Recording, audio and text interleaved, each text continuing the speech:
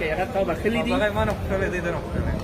انس भाई अस्सलाम वालेकुम कुछ बताइएगा انس साहब कुछ बताइएगा कि कितने पुर उम्मीद हैं कि ये जो मायदा होगा उस पर पूरा मुकम्मल अमल दरामद होगा ودا مختلف مشکل نشته موږ الحمدلله مسلمانان یو او بیا د خپل عقیدې مطابق موږ هر وخت خپل قول عمل کړی دی موږ دا ځان باندې خپل واجبه بولو او هغوی طرف نه موږ دا پوره